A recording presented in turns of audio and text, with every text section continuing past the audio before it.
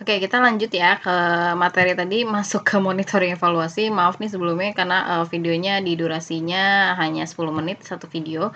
Jadi di sini saya lanjut saja ke monitoring evaluasi tadi yang agak ke-skip ya. Jadi di sini, monitoring evaluasinya tadi kita lihat adalah misal dia kenaikan berat badannya dalam seminggunya itu kurang dari 50 gram, ini bisa dinyatakan sebagai kurang berhasil intervensi kita. Maka kita harus mengkaji kembali penyebabnya, misal bisa dari mungkin kita lihat lagi asupan gizi yang tidak adekuat. Apakah memang si anak ini sudah benar-benar mampu menghabiskan ataukah ada hal-hal lain yang menyebabkan asupan gizinya ini tidak adekuat, seperti itu. Lalu mungkin ada penyakit-penyakit defisiensi zat gizi yang tidak ketahuan sebelumnya atau tidak di-screening sebelumnya, seperti itu, yang bisa mengganggu penyerapan dari formula yang sudah kita intervensikan. Lalu mungkin ada juga penyakit infeksi yang tidak ketahuan juga atau ada masalah psikologis yang lain. Nah, biasanya kita harus melakukan seperti modifikasi diet. Misal ada masalah di gangguan saluran pencernaan yang diakibatkan dari penyakit-penyakit infeksi, kita bisa memberikan formula yang lebih rendah atau bebas laktosa dan hipoosmolaritas, seperti itu. Jadi lebih encer lagi mungkin ya. Nah, di sini bisa juga kalau misalnya anak mengalami hipoglikemi, kita bisa memberikan air, gula, atau makanan setiap 2 jam. Jadi dengan porsi kecil tapi sering, seperti itu.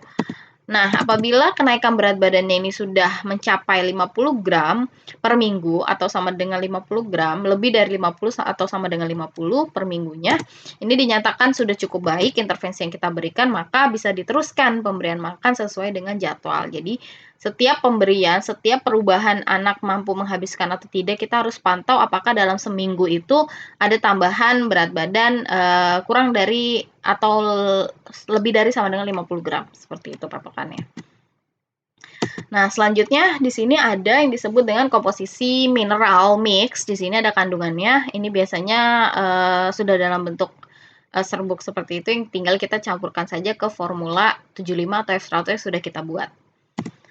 Nah, ini ada contoh kasus, misal ada pasien umur 1 tahun dengan BB sekian, PB sekian, datang ke posyandu, lalu baru datang berobat ke puskesmas 3 hari kemudian dengan keluhan diare, lalu kita tentukan apakah status gizi anak ini, apakah anak perlu dirawat di inap di puskesmas atau tidak, dan jelaskan tata cara pemeriksaannya. Lalu setelah dilakukan pemeriksaan ditemukan tanda-tanda adanya letargis, nadi lemah, keringat dingin dan pucat. Terus suhu aksilernya 35,5 dan ujung ekstremitasnya teraba dingin.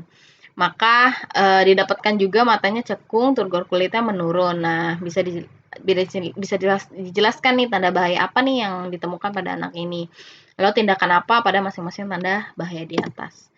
Jadi bisa dicek di sini status gizi anak tersebut adalah gizi buruk. Pastinya semua anak gizi buruk harus dan dirawat inap di rumah sakit atau puskesmas, dan di mana tata caranya mengikuti dari penata laksanaan anak gizi buruk yang seharusnya. Tetap tadi anamnesa awal, anamnesa lanjutan, pemeriksaan fisik, pemeriksaan lab, lalu analisis dietnya seperti apa untuk menegakkan diagnosanya. Nah, tanda bahayanya itu adanya shock ditandai dengan nadi yang lemah, pucat dan ujung ekstremitas dingin, ada letargis, ada dehidrasi, hipotermi dan hipoglikemi. Cara mengatasinya, kita bisa berikan oksigen 1-2 liter. Ini juga kita perhatikan kesiapan si anak ya. Terus berikan infus Ringer laktat, glukosa 5%. Lalu berikan glukosa juga 10% melalui intervena. Dan berikan resomol untuk anak tadi ya, dia dengan diare. Nah, cara mengatasi hipoterminya kita bisa pakai cara kangguru ya, dengan menempatkan si anak ke dada ibunya atau skin to skin gitu, atau dengan lampu 40 watt dengan jarak 50 cm.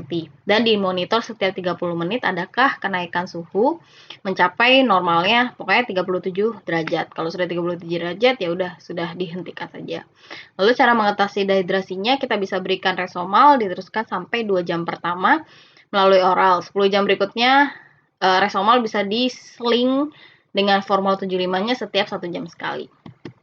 Oke, terima kasih. Mungkin itu saja materi kita yang ketiga. Dilanjutkan saja untuk membuat kasusnya. Nanti kita akan bahas setelah kita bisa ketemu lagi tatap muka di kelas. Terima kasih. Wassalamualaikum warahmatullahi wabarakatuh.